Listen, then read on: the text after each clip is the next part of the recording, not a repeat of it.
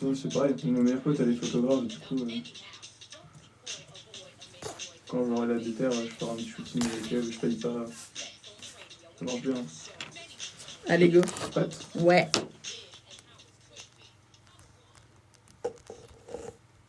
Eh bien, nous revoilà. Est-ce que Clarence est toujours en ligne? Oui. Allô, est-ce que tu m'entends? Dis-moi tout. Faut attendre que ça retrouve le numéro de téléphone. Allô, allô? Ah, moi aussi, tout va bien. Oh là là, je sais pas si t'avais écouté. T'as écouté le début de l'émission ou pas? Juste pour te dire, parce que toi, je sais que tu vas connaître, j'ai contacté quelqu'un des éditions Masson. Et il est d'accord pour me suivre, surtout dans tous mes projets, il me suit. Je t'en reparlerai en privé. Tu vas voir, tu feras waouh! Tant que c'est pas tout acté, tu vois, je vais pas vendre la peau de l'ours, comme on dit. Mais j'ai même fait un déj avec lui, tu vois, pro et tout. Donc, il est partant, même sur mes publications, tu sais, de l'essai qui est même pas encore fini, mais il est déjà partant. Et sur d'autres projets, c'est le moyen de contraception, tu sais, je t'en ai parlé. T'as trouvé ce que tu voulais ou tu voudrais que je te redonne des choses? Ok, tu me diras sinon. Si tu veux après qu'on en rediscute. Voilà. Là, j'ai une amie à moi, elle m'a fabriqué le slip chauffant. En fait, vu que je voulais avoir la photo, tu sais, à moi, pour pas qu'il y ait de droit d'auteur sur une photo d'internet, et ben moi, c'est ma photo de mon slip chauffant. Et voilà. Mais bon, elle m'a dit par contre, elle en ferait pas aux autres, hein, parce que je dis ça. Je fais, si on t'en commande, elle fait, non, c'est trop dur, c'est des élastiques à coudre, c'est chiant. Bon, d'accord. Tu sais, c'est des pour Armel pour qu'elle en ait à présenter dans ces trucs en intervention en contraception masculine. Voilà. Mais je pense que je vais l'amener à la fac, là, 1, 2, 3. Ouais, mais j'ai eu l'anneau aussi, je me suis acheté l'anneau, tu sais, contraceptif masculin. Je l'ai acheté aussi. Le slip chauffant, mais tu sais que le slip chauffant, c'est exactement la même chose. Hein. C'est juste que l'anneau, il est en tissu et les élastiques le remontent. Hein. C'est tout. C'est exactement l'anneau contraceptif. Même concept. Méthode thermique. Tu vois, titre d'info. Je suis contente, maintenant, je les ai tous. J'ai tous les moyens de contraception. Tous. Sans aucune exception. Je les ai tous. Les élèves, je les ai tous. Après, mais c'est mon gynéco, mon médecin, ils me les ont prescrits à mon nom. Hein. C'est les miens, tu sais, pour... bah ouais, non. Tout. Bah là, j'ai fait ça jeudi dernier à une classe. Ils étaient, mais... ah ouais, ça c'est le patch, ça c'est l'anneau, ça c'est les machins, la seringue d'ingestion de tout, tu vois. Donc franchement, non, c'était une parenthèse. Vaginisme, on revient sur notre vaginisme hein, qui était sur comme quoi vous pouvez réussir en fait à aider ces personnes et à faire qu'après elles puissent avoir une pénétration. C'est ça l'objectif. Bah ouais.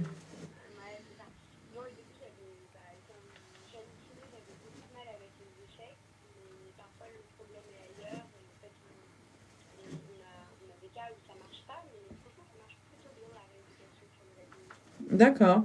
Mais c'est des choses en plus qui sont faites sur du long terme. Ça peut... En gros, ça c'était une question que j'avais notée. Ça dure longtemps des consultations avec toi parce que tu sais, quand on fait la rééducation du périnée postpartum, on a un nombre de séances, tu sais, qui est défini, je crois que c'est ça. Et je me demande si, par exemple, pour du vaginisme, est-ce qu'ils vont avoir, tu vois, ouais.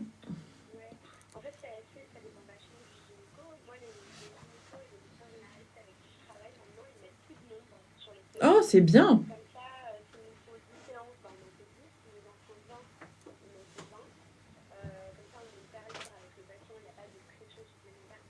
Ils peuvent s'en faire represcrire s'ils ont besoin, au cas où. Ils peuvent s'en faire represcrire s'ils ont besoin.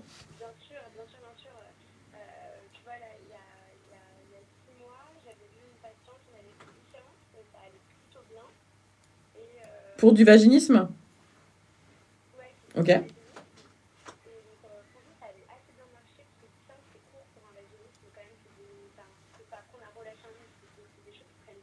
Mhm.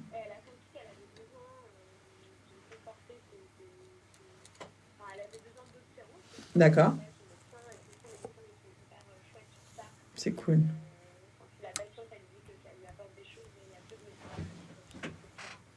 Ah, c'est bien.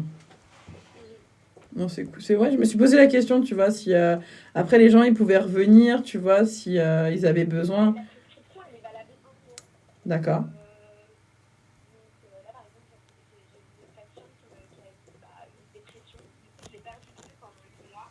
Et là, elle est revenue il y a une semaine, tu vois. Ok. Donc voilà. Ah, ça peut être dû à la dépression, le vaginisme? Non, c'est une patiente qui, de base, a un terrain. Elle s'est fait violenter dessus. Et ça peut expliquer le vaginisme, mais ça peut expliquer qu'elle était malade psychologiquement.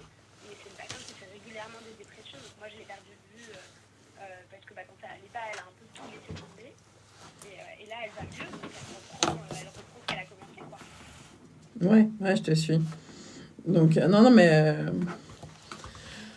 je te suis. Ouais, c'est vrai que je me suis demandé, tu vois, le niveau des séances, après, si on pouvait revenir, Ouais. s'arrêter. En fait, tout ce qui se fait avec toi. En fait, moi, je vois ça par rapport à. Parler un peu de moi, j'aime pas trop, mais bon, je le fais quand même de temps en temps. Quand j'ai dû faire ma rééducation à moi du périnée, tu vois, j'ai fait 2 grosses. En tout, j'ai fait 5 grossesses et j'ai quand même dû en faire. J'ai fait 2 grossesses à terme, et donc 3 qui sont arrêtées. Et tu vois, j'ai dû en faire. Et c'est vrai que pour la deuxième, j'ai fait avec une sage-femme, alors que la première, j'ai fait avec un kiné, avec une kiné. Et la kiné, elle était que en sonde électrique. Ouais. Oh, c'est... Ouais, en fait, malheureusement, il y a des bons kinés, il y a des mauvais kinés, il y a des bonnes sages-femmes et des mauvaises sages-femmes. C'est comme les profs. C'est comme les profs. Ouais, en tout cas, tout kiné ne peut pas correspondre à tout patient. Tu vois, par exemple, moi, je suis hyper jeune, donc j'ai pas forcément un côté maternel, parce que je suis trop jeune et j'ai un côté plutôt dynamique, tout ça. Et je sais qu'il y a certaines patientes, on va être en échec de rééducation d'un vaginisme, et je vais leur dire, essayez avec une kiné. Ça ne veut pas forcément dire dans l'absolu que je suis une mauvaise kiné, ça veut juste dire que parfois, il faut certains tempéraments. Tu vois, comme c'est une rééducation qui est quand même hyper intime, on va venir C'est comme un travailler le psy. physique. C'est comme un Et dans psy. des zones... C'est comme un psy. Ça passe ou ça passe pas. Non? Voilà, Tu crois pas? je pense que notamment il faut écouter les conseils, il faut prendre ce qu'il y a à prendre. Donc moi je leur dis, je me vexe pas si ça passe pas avec moi. De toute façon, on commence la séance, donc c'est le bilan, moi il dure 45 minutes. Après je leur rends leur ordonnance et je leur dis voilà. C'est ce que je suis là pour c'est vous, ce que j'allais je suis te là pour vous demander. Ils aider. peuvent faire une séance avec toi et les 9 autres avec un autre? Exactement. Ok. Exactement. Alors ils referont un bilan, mais je leur dis, voilà, vous êtes libre d'aller voir quelqu'un d'autre. Si vous n'êtes pas à l'aise avec moi, vous n'avez pas besoin de me le justifier, vous n'avez rien besoin. Enfin voilà, c'est comme, je leur dis aussi, et je leur répète à chaque séance, alors qu'elles savent pourquoi elles viennent, voilà, je leur dis, on va faire des manipulations internes. Si à un moment vous ne comprenez pas ce que je fais, ou vous êtes en désaccord avec ce que je fais, vous me le verbalisez, vous n'êtes pas obligé de le justifier, on arrête. Tu vois, sur ça, je veux. C'est sûr que ça peut être un peu, ça peut être un peu délicat. Tu sais, moi, la toute première fois où l'autre, la kiné en première, elle te met une sonde, après elle met les doigts et elle commence à te taper la causette alors qu'elle a ses doigts dans ton vagin. La toute première fois, putain, elle me parlait d'autres trucs. Votre enfant, il dort bien, nanana, tu parlais de l'allaitement, des trucs comme ça. T'étais pas. Non, t'es pas ouf. Pourtant, voilà, ça va, tu vois, je suis assez à l'aise. Mais t'étais pas. Ouais, de toute façon, je sais pas. Normalement, on commence toujours par du manuel, même si on fait que le bilan manuel. Ouais. Mais la sonde, on la met jamais en premier. De toute façon, elle l'avait pas au début, parce qu'il faut que tu ailles l'acheter toi-même pour que ça soit ta sonde à toi. Donc, de toute façon, au départ, elle l'avait pas. Mais après, on va pas mentir. De toute façon, quand tu fais un môme, on va pas mentir, tout le monde voit ta vulve. Tout le monde, c'est ça. À partir de là. Quand je leur dis, n'hésitez pas à me dire si vous voulez que je sorte de la pièce le temps de vous installer sur la table, tout ça. De toute façon, moi, je leur mets un bras au-dessus, en plus, tu vois, pour qu'elles aient comme une petite jupette, qu'elles se sentent à l'aise. Et si mes patients moi, j'essaye d'être au maximum. J'essaye d'établir une bonne communication. Qu'elles se sentent libres de me dire au maximum ce qu'elles ressentent. Et souvent, alors pas du tout les patientes vaginiques ou dysparoniques, mais les patientes qui viennent d'accoucher, elles sont en mode, vous savez, tellement de monde est passé par là, tellement de monde a vu. C'est ça. Et je leur dis, justement, il est peut-être temps aussi que vous récupériez votre intimité, votre corps. Et donc, c'est pas une raison, quoi. C'est pas parce que tout le monde a mis la tête entre les jambes de madame que... Franchement, à partir de ce moment-là, les celles qui avaient un petit peu de pudeur, après, je pense t'en as plus. Et le temps avant que ça revienne, il faut un peu de temps. Il faut un peu de temps. Je te jure. Ça fait partie du boulot de leur en redonner. Tu vois, déjà qu'il y en a certaines qui ont des fuites urinaires, c'est pas marrant. Ah bah tiens, on va changer de sujet. Parce que, et tu sais quoi, ça fait déjà plus d'1 heure qu'on parle, pour te donner une idée. Tu vois, moi je t'ai dit, j'étais hyper contente que tu prennes du temps et que tu sois dispo. Parce que je savais que j'ai trop de trucs à te faire parler. Bah ouais, attends, t'as un domaine de prédilection qui est hyper riche, qui est hyper intéressant. L'incontinence urinaire. Alors, celle-là, on la connaît. Les fuites urinaires, tout ça, on connaît le thème. Ouais. Ok, celle qui fait atchou, mais qui croise les jambes parce qu'elle a déjà eu 3 bébés, et que sa rééducation de périnée n'a pas été opérationnelle. La petite fuite urinaire où elle se baisse et mince, voilà. Mais tu m'as parlé, moi, du mot où je n'avais même pas imaginé, projeté ou pensé, l'incontinence anale. Et oui. Ça veut dire... Parce que en fait, je fais de la rééducation urinaire, mais je fais aussi de la rééducation anorectale, donc le périnée inférieur, pas le périnée avant. Ouais. Et donc là, ça va être vraiment la continence anale. Donc la continence anale, ça va de une petite trace au fond de la culotte quotidienne à une selle entière. Mais un truc moulé ou des selles liquides. Ah ouais, la vraie crotte au fond de la culotte. Ok. Ouais, exactement. Mais ça va aussi de l'incontinence au gaz. Ah, celui qui pète tout le temps. Il y a des femmes en postpartum qui ne retiennent plus les gaz. Bah, c'est une forme d'incontinence anale. Voilà. Après, le terme incontinence, je l'aime pas trop. Moi, j'emploie plus fuite anale avec mes patients. Parce qu'incontinence, je trouve ça rude, quoi. Ça veut vraiment dire qu'il n'y a rien qui est retenu. En fait, il y a quand même de temps où c'est retenu. Alors, moi, je vais faire un peu l'avocat, pas du diable, mais un peu l'avocat des bébêtes, tu vois, on va dire, ou de ceux qui n'ont pas les connaissances. Parce que moi, au tout début, quand tu m'as dit incontinence anale, je me suis dit, en fait, l'anus ne ferme plus. Ok, on est d'accord. Oui. Ouais, pas vraiment. Pas vraiment. Ok, tu vois, donc tu vois, déjà, tu vas recentrer la discussion. Donc, c'est pas que l'anus, qui est donc un sphincter qui s'ouvre et qui se ferme à la volonté de la personne. C'est pas que lui. C'est-à-dire que c'est tout ce qui est autour qui va permettre de le fermer ou non. En gros, ça va être plus élargi que l'anus. Ouais, alors, non, t'as raison. Quand il y a une incontinence anale, généralement, c'est par un déficit de force du sphincter anal externe. Du SAE. Ok. Ça peut être associé à un problème de plancher pelvien, parce que si tu veux, l'anus, il est dans le plancher pelvien inférieur. Ouais. Il y a un déficit des muscles autour, il n'a pas d'appui pour se fermer. Généralement, le problème vient quand même du sphincter en lui-même, mais ça peut déjà être un problème du périnée inférieur qui manque de force. Mais tu vois, et du coup, l'anus, il n'a pas de base sur lesquelles s'appuyer pour se fermer. Dans les thèmes que tu me donnais, tu me parlais, tu vois, des cancers, du sein, tout ça. Et en fait, j'ai pas du tout pensé au cancer du rectum, évidemment.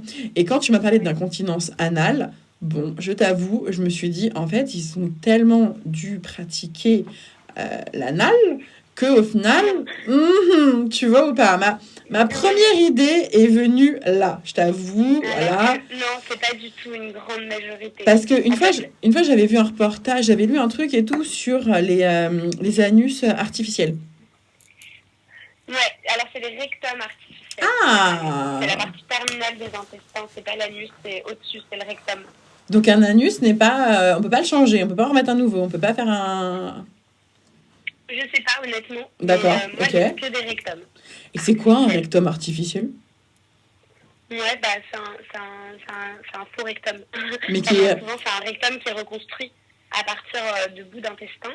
Du coup, il n'a pas côlon. la même élasticité, il n'a pas la même compliance qu'un vrai rectum. Et du coup, là, il y a une forme de rééducation. J'ai pas eu à le faire beaucoup de fois parce que c'est une rééducation hyper particulière où en fait, on vient gonfler des ballonnets à l'intérieur. Du coup, on passe par l'anus et on a comme un ballon vide et on le gonfle en fait pour redonner la forme, ouais. Bah, ouais, je vois bien par rapport au schéma du tube digestif et quand on arrive aux 3 parties du côlon et que la dernière partie qui est donc qui fait on va dire un petit truc perpendiculaire, hein, parce que j'imagine bien certains qui vont se poser la question, et qu'on voit bien que le rectum est la zone de stockage des matières fécales avant les donneurs. Il faut qu'il y ait une zone de stockage. Voilà, il faut qu'il y ait une zone de stockage. Donc il faut forcément que si on prend un petit bout de côlon, un petit bout d'intestin, je pense que c'est un bout d'intestin grêle qui doit prendre, non? Parce qu'il est plus long. Je sais pas, comme ça, tu vois. En fait, je réfléchis en même temps, tu vois, mon côté biologiste qui réfléchit. Et je me dis, parce que je sais, tu vois, des fois, ils prennent des bouts d'intestin pour faire une trachée ou un œsophage qui serait dû à un cancer. Et c'est pour ça qu'on fait souvent des petites blagues. Rôde pas, tu vas sortir le prout. Mais l'intestin grêle, tu vois, il peut être réutilisé à différentes parties du corps. Et je me dis, si c'est l'intestin grêle, il est vraiment très fin. Et il a énormément de replis vu aux villosités intestinales qui le composent. Et je me dis, si pour ça que les petits ballons, peut-être pour essayer au maximum de détendre la partie intérieure de ces replis qui sont pas du tout faits pour être stockés au final, vu qu'ils sont faits pour faire passer les nutriments dans le sang. Ouais. Et dans des cas comme ça, surtout, en fait, va d'avoir cette partie-là, donc redonner de l'élasticité, mais aussi renforcer le sphincter anal. Ouais. Parce que du coup, cette zone de stockage, elle est moins efficace qu'avant. Et du coup, une grande partie de la continence va être liée à la force du sphincter anal, justement. D'accord. Et là, ça fait comme avec le périphyte, on peut le remuscler avec un truc dedans ou pas? Ouais, ça s'appelle une sonde anale. Ouais. En fait, si tu veux, en anneau rectal, je vais avoir vraiment deux types de patients. Je vais avoir le patient qui a un déficit de force du sphincter. Donc lui, comme un périnée, en fait, on va, comme pour un accouchement, sauf que c'est l'autre partie, mais on va travailler à renforcer ce sphincter anal pour qu'il y ait moins de fuites. Après, ça peut être des fuites passives, c'est-à-dire que la personne, elle se rend même pas compte qu'elle a une fuite, ou active. La personne, elle court aux toilettes, elle n'a pas le temps d'y aller, il y a déjà de la matière qui est sortie. Et puis après, je vais avoir des gens qui souffrent de constipation énormément. Tout ce qui est constipation terminale. Et du coup, ça, c'est des gens qui ont du mal, quand ils sont à la selle, un peu comme le vaginisme, on peut faire une espèce d'analogie. En fait, ils ont du mal à ouvrir l'anus quand ils sont sur les toilettes. D'accord. Ils ont du mal à évacuer les selles. Et donc, j'ai connu quelqu'un. Pour la constipation terminale aussi. J'ai connu quelqu'un, une amie à moi, qui souffrait de ça, et sa fille souffre aussi. Ça a été. Ouais, parce qu'en fait, plus l'intestin il est long et plus il est large, plus les selles, elles vont mettre du temps à progresser dans le tube digestif. Donc plus elles vont avoir le temps de sécher, donc plus elles sont sèches, plus elles sont dures, et plus elles sont difficiles à évacuer. Donc il y a une partie génétique. Et puis après, il y a vraiment une partie musculaire. Du coup, c'est des gens où je vais leur réapprendre à ouvrir l'anus et à sortir quelque chose de leur anus. Donc là, on peut venir travailler avec des ballons, des petits ballonnets là dont je te parlais avant, qu'on gonfle. Ouais, dedans. Ça veut dire que pour faire ça, tu mets des gels, tu mets des lubrifiants, des trucs comme ça pour. Ah, mais bien sûr, je travaille. Ah ouais, c'est ça. Des lubrifiants, ouais. Ah, c'est ça, tu dois. Tu dois. Puis avant, on fait du manuel, donc je leur fais un toucher rectal et on apprend ensemble à relâcher le muscle. S'il y a besoin, je peux leur prescrire une sonde. Des lavements. Pour qu'ils apprennent à avoir un meilleur contrôle sur leur anus. Et ils apprennent à faire des lavements? Les lavements, c'est vraiment dans des cas extrêmes. Et d'accord. Généralement, c'est les infirmières qui apprennent. Mais c'est vraiment un dernier recours parce que les lavements, tu vois, il y a des cas où, par exemple, le mec, il est tétra, il est paraplégique, faut faire un lavement. On est d'accord, parce que de toute façon, c'est muscle qui fonctionne. Mais si c'est une constipation extrême et qu'on en vient jusqu'au lavement, il faut savoir que à cause des lavements, on perd le réflexe de défécation, c'est-à-dire l'envie d'aller aux toilettes naturellement et la capacité à sortir la selle naturellement. Donc les lavements, c'est vraiment le dernier recours quand on a peur que le patient fasse des occlusions parce qu'il n'a plus du tout d'autonomie, quoi. Ok. Et donc là, c'est aussi bien pour les hommes que pour les femmes? Ah oui, là, j'ai autant d'hommes que de femmes en rééducation anorectale. Ah ouais, c'est impressionnant. Est-ce que tu peux me confirmer ou m'infirmer quelque chose? Ma copine Virginie qui était venue, donc qui est prof de sport, on a parlé donc du périnée, tu vois, par rapport au sport, comment en fait bien faire du sport avec son périnée. On a parlé... Déjà qu'elle se pose la question. Ah non, mais elle est sophrologue, c'est une personne exceptionnelle. J'espère qu'un jour je te la représenterai. Il y a tellement de coachs sportifs qui ne prennent pas ça en compte et c'est dommage. Ah non, mais... C'est pas compliqué de le prendre en compte et ça peut être... Ah non, mais je te dis, elle est exceptionnelle. C'est comme tous ceux qui passent à la radio, j'ai envie de te dire avec moi. Et en fait, on a parlé de la rééducation du périnée chez les hommes. suite principalement à la prostectomie, le cancer de la prostate, pour les gens qui écoutent, ceux qui auraient subi une ablation de la prostate. Et en fait, bon, je t'avoue, on s'est tapé un petit délire. Ok, bon, sois indulgente. En fait, elle a cherché, tu vois. Alors, on fait des recherches, tu vois. On prépare l'émission, j'espère que. Et en fait, elle a trouvé que on pouvait faire avec une balle de golf. Et il fallait que l'homme s'assoie sur la balle de golf. Et il la positionne. Bah voilà, c'est ça, c'est un peu le concept. En fait, il fallait qu'il s'assoie sur la balle de golf et il devait la positionner entre les testicules et l'anus, d'accord. Et il devait réussir à monter avec la balle de golf. Ouais, non, je vois l'image. Après, je pense que c'est assez inconfortable. Moi, j'en fais beaucoup, de la rééducation, de l'ablation de la prostate. Parce que malheureusement, à Paris, en fait, il y a peu de kinés qui font ça. Donc, de facto, ça fait beaucoup de patients pour peu de praticiens. Ouais. Alors, je vois l'image. Le centre du périnée chez les hommes, il est effectivement, en fait, entre les testicules et l'anus. D'ailleurs, moi, quand je travaille avec les patients, c'est là, j'ai des gants et en fait c'est là que j'appuie pour essayer d'objectiver la contraction. Attends, tu viens de dire que tu avais des gants, mais tu as des gants tout le temps de toute façon dès que tu es dans ces zones-là. Ok, non mais tu vois, parce que tu viens juste de le dire que maintenant, parce que pour moi je t'ai vu qu'avec des gants à chaque fois. J'ai tout le temps des gants, tout le temps des gants, sauf quand je viens travailler sur les cicatrices de césarienne. Ok. Sinon, vraiment, dans ma pratique, j'ai tout le temps des gants parce que les cicatrices césariennes, c'est en bas du ventre, donc il n'y a pas besoin d'avoir de gants. Et au contraire, il y a une meilleure. Tu vois, tu chopes mieux les adhérences. Et la bien sûr. Pour pas... Là, tu fais rouler entre tes doigts pour en enlever l'adhérence, c'est ça? Exactement. Et donc, tout le reste de mon boulot, j'ai des gants. J'ai des gants en vinyle d'ailleurs, parce que la plupart des patients sont allergiques. Enfin, il y a un grand nombre de patients qui sont allergiques au latex. En plus. Ah ouais, mais il coûte plus cher, ceux-là. Donc, il coûte plus cher, mais comme ça, j'ai pas de risque qu'après ma séance, je reçois un texto d'une patiente qui vient d'apprendre qu'elle était allergique. Oh là là, ah ouais, pas cool. Ah ouais, mais c'est bon, au moment t'anticipes le risque allergique, quoi, non, mais... Voilà. Et donc, la réduction du périnée chez un homme, elle peut se faire... Ouais, alors, le truc de la balle... tu sais qu'il y a une vidéo, la vidéo, je te l'enverrai. Je te l'enverrai. Qui ressentent la contraction et puis qui viennent la travailler déjà debout, c'est déjà pas mal. Parce qu'en plus, la balle, je suppose du coup qu'il faut qu'il soit assis. Donc il n'est pas vraiment en contrainte comme il est dans la vie de tous les jours, parce que tous les jours, il est quand même souvent en bipédie, enfin debout. Donc pourquoi pas? Après, en vrai, je vois pas trop l'intérêt, mis à part se faire mal. Non, mais j'ai dit à ma pote que j'allais lui offrir un porte-clés avec une balle de golf, tu sais. Non, c'est assez marrant. En vrai, j'avais jamais pensé à ça, mais je suis pas sûre que ce soit le plus pertinent à faire. La rééducation chez les hommes, la question qui revient souvent, c'est par où on travaille, parce que c'est vrai que chez les femmes, on travaille par voie vaginale. Chez les hommes, on va travailler par voie rectale, en fait.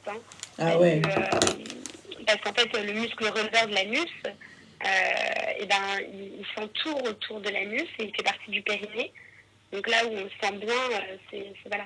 Mais par exemple, en érection, quand les hommes arrivent à faire bouger leur pénis, c'est grâce au périnée. En fait, c'est ça. Si on veut leur dire de muscler, il faut qu'ils arrivent à le faire bouger. Si, en gros, tous ceux qui nous écoutent là, en ce moment, faites-le bouger. C'est votre périnée que vous travaillez. Exactement. L'image qu'on reprend beaucoup, mais alors moi, elle parle pas trop à mes patients, peut-être que je l'explique pas, mais en cours, ils nous disent pas mal de la tortue qui rentre la queue. Donc, voilà. Ok, allez, pas trop si ça parle à certains hommes. Bon, prenez-vous pour une tortue, donc la queue, parce que la tête, elle est un peu plissée, tu sais, le côté... J'aime bien l'image, mais non, mais c'est vrai que... en plus, on m'a dit que plus le muscle du périnée était fort, plus ils arrivent, tu vois, à faire bouger leur pénis, plus ils maintiennent longtemps leur érection. Moi, c'est ce qu'on... alors, attention, parce que... Enfin, oui, bien sûr, d'ailleurs, moi, je suis pas formée à ça, mais j'aimerais bien plus tard, il y a certains troubles de l'érection qui peuvent se soigner par la rééducation périnéale, notamment sur l'éjaculation précoce. C'est ça. Mais je suis pas du tout formée à ça. On va demander à Armelle. Voilà. Armelle, elle va savoir ça, on va lui demander. Exactement. On va lui envoyer un petit message. Mais par contre, ce qu'il y a, c'est que les hommes qui ont subi une ablation de la prostate, moi, une partie de mon travail, c'est justement de leur parler des troubles de l'érection qu'ils vont avoir après, des différentes alternatives. Et ça, malgré le fait que tu vois, j'ai pas fini les études de sexo, je le fais déjà parce que c'est des patients qui sont vraiment avides d'avoir un espace. Non, mais tu sais, un espace pour en parler, quoi. Moi, je connais beaucoup de garçons quand je commence à leur expliquer machin et tout ça. Ils me disent cash, hein, je préfère mourir d'un cancer que de perdre mon érection. Hein. Parce qu'ils leur virilité. Non, mais. Ils diront la même chose à 60 ans, tu vois. Bah, non, mais. Après, c'est dur, je trouve. Ils me disent oui, mais la virilité, pour moi, ça passe par ça et tout. Attends. J'ai une question par rapport à l'incontinence anale là, qui vient de tomber. À quel moment faut-il s'inquiéter des symptômes cités, c'est-à-dire qu'il faut consulter lors de perte anale, fréquence et symptômes? Déjà, à partir du moment où ça embête le patient, où il en souffre, déjà c'est je trouve que c'est une bonne jauge, quoi. C'est-à-dire que quand ça devient très contraignant, voilà. Après, je pense que je sais pas quel âge a la personne. C'est du soiling. Après, la personne en question, elle a la quarantaine à peu près, mais je sais pas si elle parle pour elle, pour sa mère, pour ses enfants, ouais. Tu sais pas. Non, à partir du moment où ça la gêne, par exemple, si c'est le fait de ne pas pouvoir retenir les gaz, si c'est que quand elle est malade et que c'est très occasionnel, ok. Mais si dès qu'elle se penche un peu, elle a un petit gaz qui lui échappe et que ça devient une contrainte au boulot ou je ne sais où, ce serait chouette d'aller consulter parce qu'il y a vraiment des moyens qui existent. D'accord. Ouais. À partir du moment où t'es dans le gène. Ouais, non, mais je suis. Ouais. Par rapport donc au cancer, tout à l'heure, tu m'as parlé du cancer du sein. D'accord. Ouais. Cancer du sein, tu disais comment pouvoir en fait aider après. Donc là, on est d'accord, on est sur des gens qui ont subi une ablation du sein. Ou est-ce qu'il y a une reconstruction ou pas quand ils viennent te voir? Tous les cas de figure existent. D'accord. Donc, ablation du sein, c'est une mastectomie. Ça peut être partiel. Il peut y avoir juste un bout d'une tumérectomie. Donc, vraiment, on n'enlève que la tumeur, mais il reste une partie du sein. C'est-à-dire que le sein, il est devenu difforme? C'est un trou.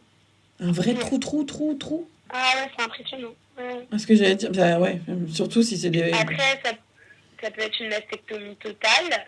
Je peux les voir après reconstruction aussi, s'il y a des adhérences, s'il y a une perte de mobilité de l'épaule, s'il y a un souci avec les cicatrices. Je sais pas si tu vas savoir. Je sais pas si tu vas savoir. J'ai une question, je sais pas si tu vas connaître la réponse, je sais pas si c'est dans tes cordes.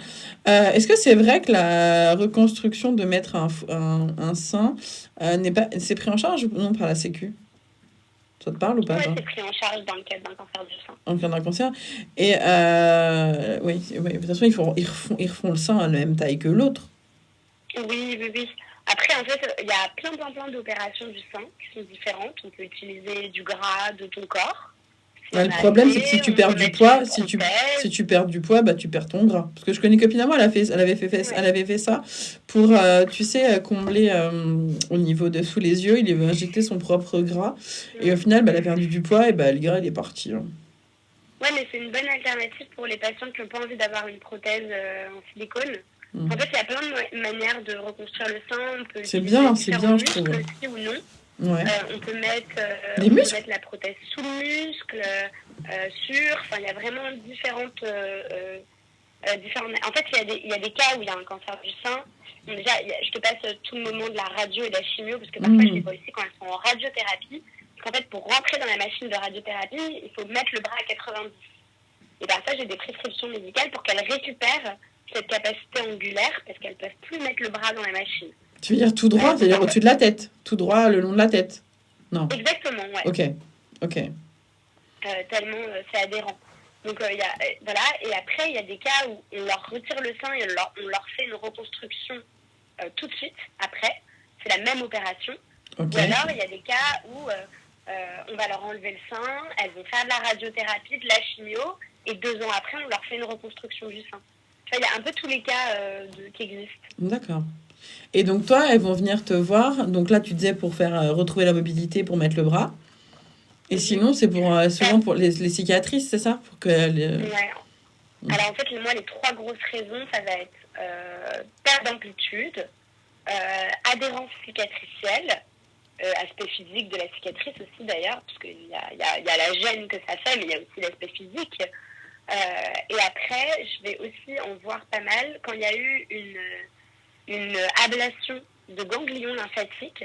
Il y en a certaines qui vont avoir un lymphodème, c'est-à-dire qu'elles vont avoir le bras qui gonfle. Si tu veux, c'est le réseau lymphatique. Le réseau lymphatique, c'est le réseau, c'est comme le réseau sanguin, sauf que dedans c'est de la lymphe, donc c'est un liquide transparent. Alors pour tous ceux qui connaissent, en fait, pour tous ceux qui connaissent pas, moi je le dis à mes élèves, c'est quand vous grattez la croûte, c'est le petit truc jaune collant que vous avez après quand vous enlevez la croûte trop tôt. C'est pas le pus, c'est la lymphe. C'est toutes vos cellules baignent dans la lymphe et que vous avez plus de lymphe dans votre sang, dans votre corps que de sang. Quand je dis ça, gros succès. Non, très bien. Et je leur dis, les ganglions lymphatiques, c'est les zones de combat entre les méchants et les gentils dans votre corps, entre les globules blancs et les micro-organismes extérieurs. Et c'est ce que votre médecin, il touche quand il vous touche votre cou, les ganglions lymphatiques. Donc s'ils ont grossi, ça veut dire que dedans, c'est une zone de combat. Un petit peu. Voilà, j'essaye de... Ce qui est aussi important de dire, c'est que les ganglions, c'est un peu comme le carrefour du réseau lymphatique. Tu vois, donc si on les enlève, la lymphe, elle a plus, tu vois, la gare. Elle circule moins bien. Ils vont dans n'importe quelle direction et du coup, la lymphe, elle peut s'accumuler dans les vaisseaux lymphatiques. Ah, donc tu vas faire des massages ciblés pour... ouais. Par exemple, le cancer de la vessie, la jambe, elle peut gonfler. Ou cancer des ovaires, où on a fait un curage ganglionnaire, le pubis, il peut gonfler. Et donc ça va être des drainages, du bandage de compression, tout ça aussi. Je fais le pubis qui gonfle, ça veut dire que devant, là, le monde Vénus, tout ça, ça va... Bouf. Ok. Ouais, parfois il y a même les petites lèvres, ça peut les gêner. Du coup, ça peut être une raison pour laquelle on fait des lamectomies, même si on évite au maximum. Ah ouais. Parfois, moi j'ai vu des petites lèvres d'une de mes patientes là que j'ai en ce moment. Donc moi je la suis parce que en fait ses jambes gonflent. On lui a retiré l'utérus, les ovaires, les ganglions lymphatiques de la zone. Donc elle a 2 lymphodèmes aux 2 jambes. D'accord. Et en fait, depuis peu, elle a une petite lèvre qui grossit. Et donc, elle m'a demandé si je pouvais regarder. Et j'ai regardé. Et, sa petite lèvre, elle fait un petit peu moins de la taille de ma main. Oh, ah ouais, quand même. En fait, ouais, et donc, en fait, c'est horrible parce que bon, ça la elle doit avoir mal en marchant. Au-delà, exactement. Ça frotte contre les vêtements et ça lui fait terriblement mal et on voit que tu vois c'est en train de se mais même si elle même toute nue même si elle met semelle c'est marcher en jupe sans culotte elle aurait quand même mal hein.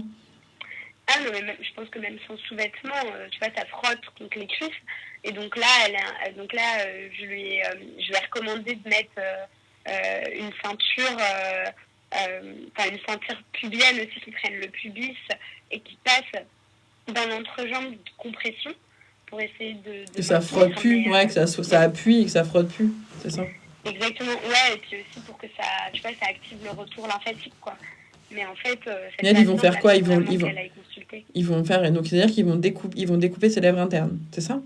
Ouais, c'est possible. Enfin là, elle doit aller voir le gynéco, c'est extrêmement rare qu'on soit obligé d'en arriver là. Parce que de toute façon, il n'y a pas de traitement vu qu'il n'y a plus de ganglions. Il n'y a pas de traitement. C'est à part les massages, à part les drainages. Il n'y a pas de traitement. Les lymphodèmes vrais, donc après curage ganglionnaire, malheureusement, c'est une maladie chronique à vie. Hein. D'accord. Ah ouais. Tu vois, je n'avais même pas... D'accord. Donc, tu disais les principales causes des cancers du sein, c'était donc le bras en l'air, que retrouver la mobilité, les massages donc des cicatrices pour que ça soit plus les adhérences et les soucis lymphatiques. Les adhérences pour tout le monde, il faut que les gens comprennent parce que je pense qu'ils n'ont pas trop compris. Parce que moi je sais ce que c'est parce que j'ai eu une césarienne donc je sais ce que c'est qu'une adhérence. Non mais moi je suis un cas école, tu sais même pas. Mais moi je sais ce que c'est qu'une adhérence, c'est quand la cicatrice, tu vas me dire si je donne les bonnes définitions, c'est quand la cicatrice en fait elle n'est pas mobile sur la peau, elle reste accrochée en profondeur dans les tissus plus profonds et elle bouge pas et au toucher on sent bien que c'est accroché vraiment en profondeur et donc moi je sais qu'on m'avait demandé de la pincer et de si on m'a dit mais ça fait mal et j'ai dit mais soi-même mais en fait soi-même on peut pas se faire mal en fait. Moi j'ai dit mais on peut pas se faire mal soi-même. Je dis, tu sais, moi je vois mon... c'est pour ça qu'en général, un kiné qui nous le fait. Au début, parce qu'en fait, pour travailler bien une cicatrice, déjà, il faut pas mettre de crème. Sinon, on glisse sur la peau. Et puis en fait, les adhérences, c'est vraiment... La peau, elle est organisée en feuillets, épiderme, derme, hypoderme. Et donc, en fait, ces feuillets, ils sont parallèles entre eux, ils se superposent comme un millefeuille. Et quand on coupe, ces feuillets, ils se mettent pas bien en face les uns des autres. Et ils peuvent même s'accrocher à des tissus plus profonds. Et du coup, en fait, il faut casser ces adhérences pour redonner de la mobilité, pour qu'elles soient moins dures, pour qu'elles gênent pas certains mouvements. Et en fait, ce type de traitement, que ce soit sur une épisiotomie, un accouchement... Épisio, donne la définition. Donne la définition d'épisio. Ouais, alors une épisiotomie, c'est quand on va faire en fait une légère ouverture sur le côté au niveau de la vulve pour permettre lors d'un accouchement à la tête du bébé de passer. Quand tu dis côté, tu veux dire... la déchirure. Quand tu dis côté, on est d'accord que c'est côté la cuisse. C'est ni côté en haut clitoris, ni côté anal. C'est sur les côtés. Non, justement, en fait, quand je dis côté, j'insiste sur côté parce c'est pour ça que je te dis ça. Vers le haut, il y a l'urètre. Vers le bas, il y a l'anus. Et il y a aussi le noyau central du périnée. Donc, en fait, lui, si on le coupe... Si on sectionne, ça... Ouais, si on le sectionne, en fait, on casse le périnée. Et c'est dramatique, d'ailleurs, ça s'appelle un périnée complet. Ça a lieu dans certains accouchements où, en fait, il y a vraiment une déchirure de l'entrée de la vulve jusqu'à l'anus. Et donc, en fait, on coupe sur le côté. Ça se fait naturellement. Ça se fait naturellement, tu veux dire, ce déchirement. Là, c'est pas... Déchirure, c'est naturel. Et épisio, on va vraiment venir couper vers les cuisses. Ouais. Est-ce qu'il peut y en avoir une double épisio de chaque côté? Non, normalement, je crois que c'est que d'un côté. Ok. Je crois que ça se faisait avant, je te le dis. Je crois que à mon souvenir, j'ai une amie à moi, sa fille, elle est plus grande que mon fils. Et à mon souvenir, elle avait une double épisio parce que ça passait pas. Tu sais, c'était compliqué. Mais je crois que c'est interdit en plus maintenant. Parce que... Je sais pas du tout, moi, j'en ai jamais vu en tout cas. Ouais, non, mais à mon souvenir, j'ai pas de ouf. Puis après, t'as une bouée pour t'asseoir. Ça te fait mal, hein.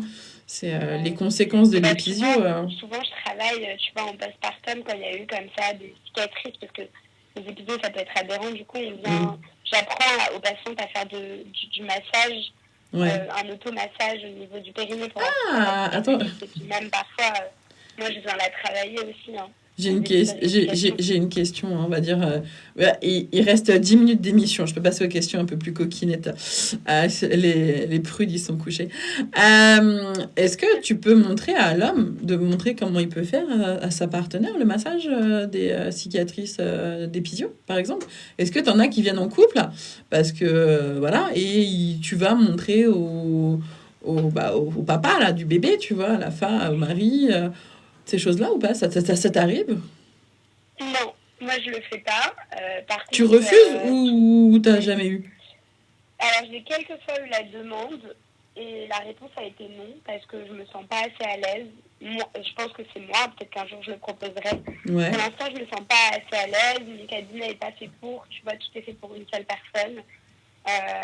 Et je visualise pas du tout la scène, surtout sachant que en fait moi je peux le montrer à la patiente. Moi, je travaille beaucoup avec des miroirs pour expliquer à la patiente, pour lui montrer... Qu'elle connaisse sa vulve et qu'elle puisse voir... Ouais, exactement. Que ce soit dans le vaginisme, où on regarde ensemble la vulve, les contractions, les relâchements, ou que ce soit pour lui montrer le massage périnéal, je fais des schémas, je lui imprime des trucs. Donc, je trouve qu'après, elle est complètement apte à le montrer à son partenaire. Ouais, mais je sais pas, je me demande, tu vois, si... mais même si ça soit même, tu vois, d'un point de vue thérapie de couple. On en avait parlé, je t'avais posé la question pour une autre émission une dernière fois sur l'endométriose, et tu m'avais dit que des fois, c'était des gens qui venaient ensemble, des couples qui venaient ensemble, et que c'était... ça faisait plaisir que ça soit une demande du couple. Donc, je me suis posé la question, tu vois, sur ces choses-là et tout ça. Vu qu'il ne nous reste pas longtemps, tu peux nous parler un peu de l'endométriose? Comment toi, Est-ce que toi, tu m'as dit que tu posais pas le diagnostic, on est d'accord? Non. Voilà. C'est-à-dire qu'ils arrivent en sachant qu'ils ont déjà l'endométriose.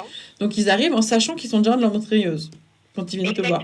Ils arrivent avec une ordonnance de leur gynéco, de leur médecin généraliste, en me disant qu'ils ont déjà de l'endométriose. Ça m'est arrivé quelquefois de, moi, avoir des personnes qui ont des douleurs et de rediriger vers le médecin parce que je suspectais une endométriose, mais nous, on ne pose jamais le diagnostic. Et la différence entre de l'endométriose et un vaginisme? Parce que tout à l'heure, on en parlait des douleurs à la pénétration. Mais est-ce que, par exemple, tu peux, toi, au moment de la palpation, au moment donc le deuxième rendez-vous, quand tu fais en interne, tu vas sentir des choses. Oui. Ça sent ça sent l'endométriose au toucher dans le vagin?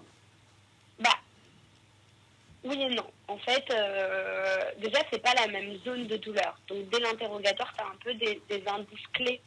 Une patiente qui a du vaginisme, vraiment la douleur, elle va être plus à l'avant. Ça va être les muscles superficiels du périnée.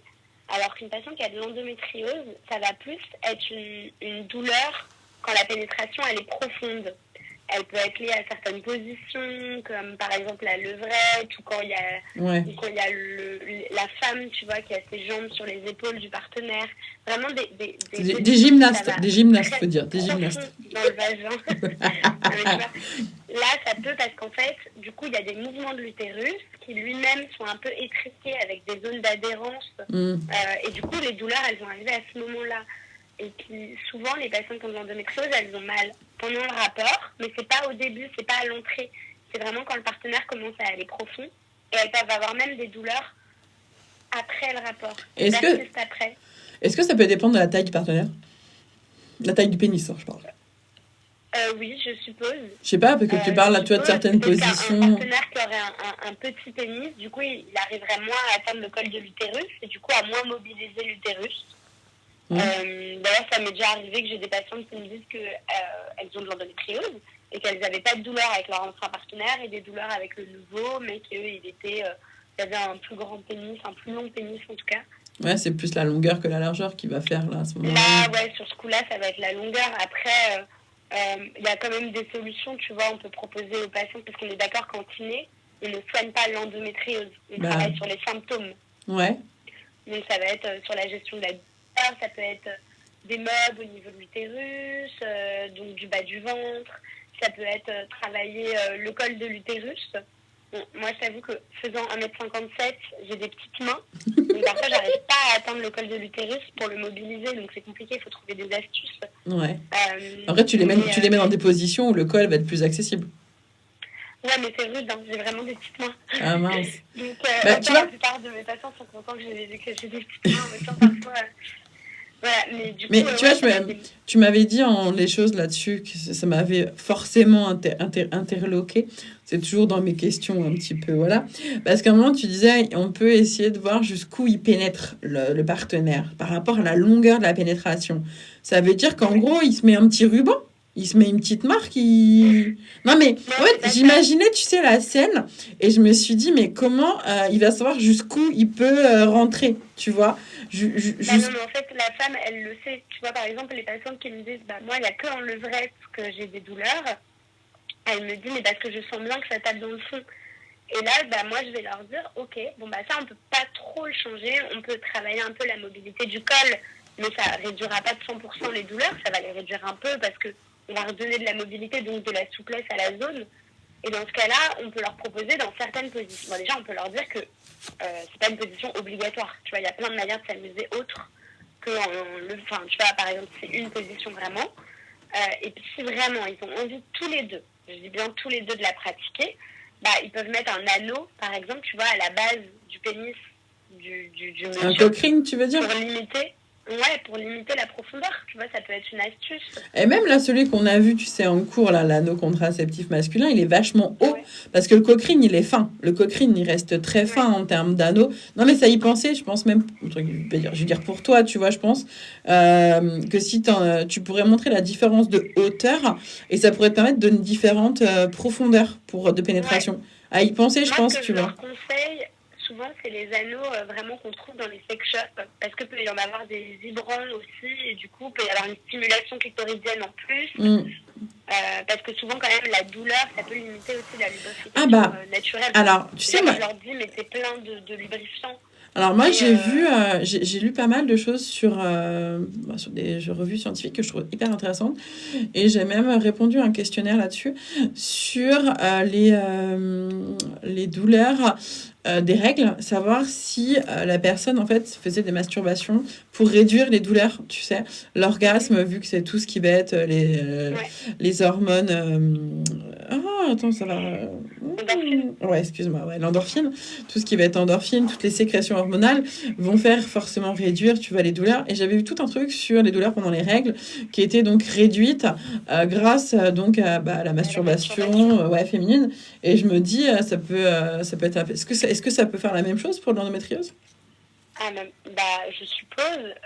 Faudrait que je me renseigne. J'ai pas lu d'études, mais en tout cas, ce qui est sûr, c'est que ce soit des douleurs profondes liées à l'endométriose ou le vaginisme, moi, la masturbation, c'est une des clés.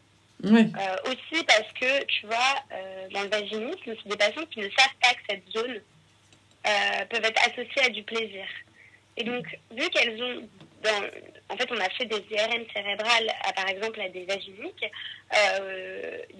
Les récepteurs de la douleur sont hyper stimulés par rapport aux récepteurs du plaisir. Et donc, moi, je leur dis bien, il faut aussi que vous vous réappropriez la zone en l'associant à du plaisir. Donc, la masturbation, moi, je le conseille énormément à mes patientes. Hein. D'accord, manuellement ou avec sextoy? Ouais, alors généralement, mes patientes qui sont vaginiques, je vais plutôt leur conseiller de s'acheter un womanizer. C'est ce que j'allais dire. C'est ce que j'allais te dire. Moi, c'est ce que je pensais. Quand tu m'as dit ça, c'est ce que j'ai pensé. Parce que je me suis dit, retoucher, en plus, être avec les doigts, les machins, si elles sont pas ouf, je me dis, être sur un womanizer externe, comme ça, on est plus... je leur dis, vous pouvez vous acheter un womanizer, puis quand vous vous sentez près de vous, rajouter un doigt. Tu vas essayer d'associer ce truc à la pénétration en lien avec le plaisir, même si c'est pas... Ouais, puis après, mais dans les godes, il y en a des tout petits, hein. On a vraiment des très très petits, des très fins, qui sont que vibreurs. De toute façon, moi, pour la rééducation, pour le vaginisme, je travaille énormément. C'est pas obligatoire du tout, hein, mais je travaille pas mal avec des dilatateurs. Ouais. Donc, parfois, on a des petits godes en silicone médical. Hein. Oui, bien sûr, oui. Ouais, je vois bien, j'imagine le truc, ouais. Monsieur, j'essaie de réfléchir, tu sais, en même temps à l'avancée, tu vois. Attends, je regarde mes questions, parce que il ne reste que 4 minutes. J'avais une question qui était venue plusieurs fois, qu'on m'a posée plusieurs fois en off, derrière. En fait, tout ce que je te pose depuis tout à l'heure, c'est des questions qui me sont tombées pendant la semaine. J'avais eu, pourquoi est-ce que quand on a nos règles, on a des douleurs à l'anus?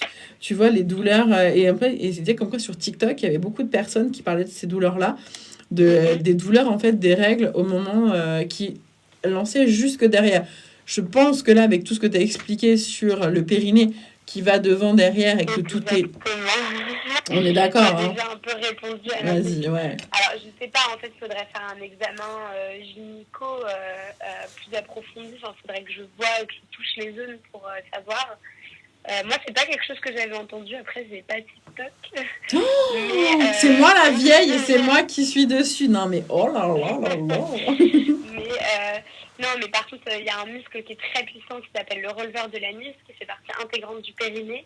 Et je suppose que quand il y a des douleurs de règles, il y a souvent des contractions au niveau du périnée. Et donc ça pourrait expliquer, tu vois, si ce releveur de l'anus, il a des grosses tensions. Ouais. Ça pourrait expliquer. Après, ça peut aussi être le pubo-rectal, qui est un muscle plus profond, qui vient vraiment crocheter entre le rectum et l'anus, je sais pas. Faudrait palper vraiment pour se rendre compte, mais ça vient sûrement du périnée inférieur qui a des contractions. Ouais. Autre question, parce que je dis, il faut que je les finisse. Pour être sûr que les gens prêts, ils poseront pas de questions la semaine prochaine, tu vois, si je réponds pas à celle de ça. Alors, on m'a demandé quel était le rôle de la prostate. Ouais, alors la prostate, elle a plein de rôles différents au niveau des hormones, mais surtout, en fait, c'est connu aussi parce que ça sécrète le liquide dans lequel va baigner les spermatozoïdes. Donc, quand on fait une ablation totale, on retire entièrement la prostate, il n'y a plus d'éjaculation. Et moi, ce que je rappelle bien à mes patients, c'est que c'est pas parce qu'il n'y a plus d'éjaculation qu'il n'y a pas plus d'orgasme. Il y en a beaucoup qui rassemblent. De toute façon, ils pensent que l'éjac, c'est l'orgasme. Et là, tu vois, j'étais trop contente parce que j'ai eu un patient la semaine dernière. Donc, il est hyper angoissé par le fait de ne plus avoir d'érection. Donc, on a travaillé, je lui ai présenté les différentes manières, possibilités. Donc, les piqûres à la base de la verge prescrites par le médecin, la pompe à pénis pour aspirer que le sang vienne au niveau du pénis, et après, tu mets un anneau pour coincer le sang. Et après, son médecin lui avait aussi parlé du Viagra, donc c'est chouette. En plus, c'est un médecin que je connais bien, donc je peux lui envoyer des mots et tout. Il est hyper dispo. Et en fait, donc ce patient, il n'avait pas envie de prendre de médicaments, donc il a essayé la pompe à pénis. Et donc, il est revenu me voir la semaine dernière en me disant j'ai essayé ça chez moi, je suis content. Il dit bon, l'érection n'était pas faux folle, mais j'ai quand même réussi à avoir un petit quelque chose, une demi-molle, une demi-molle. Il me dit j'ai eu un peu comme une sensation d'orgasme, même si bien sûr il n'y a pas eu d'éjaculation. Et ce patient, il est vraiment trop cool parce qu'il n'arrête pas. Enfin, on sent qu'il a vraiment besoin de parler de ce sujet. Il a réussi à le mettre à l'aise, donc c'est toujours hyper gratifiant. C'est clair, mais c'est vrai que je trouve que parce que tu vois, moi c'est moi qui me posais la question, tu vois, est-ce que tu travailles avec des psys sexo pour tous les patients qui souffrent de vaginisme, mais ce qui est cool, c'est que tu vas pouvoir avoir la double casquette et pouvoir vachement plus accompagner sur ça. C'est vrai que c'est vachement complémentaire avec ce que toi tu fais. Tu vois, là, t'es pas la kiné qui rééduque. Voilà, t'es pas la kiné lambda. Je trouve que ça marie vachement bien avec le sexo et avec tout ça. Il est 23h, ma chérie. Voilà. Tu vois, c'est passé très, très, très, très vite et j'aurais pu encore, je pense, parler 1 heure avec toi. Mais ouais, je te remercie vraiment, vraiment énormément. Et puis voilà, je te fais des bisous. J'espère que ça a été pour toi. Et merci pour ta confiance. C'est ça. Oui, c'est ça. On se voit dans 3 semaines. Je te fais des bisous. Salut. Et ben voilà, mon émission se termine pour ce soir. Vous aviez donc Clarence. Si après vous avez envie de faire des consultations ou si vous pensez en avoir besoin, vous pouvez très bien me parler en off sur Insta, TikTok. Vous pouvez me retrouver donc sur Clémentine vous écoute. Je vous dis donc à la semaine prochaine. Et la semaine prochaine avec Emma. Je vous souhaite une bonne soirée. Au revoir.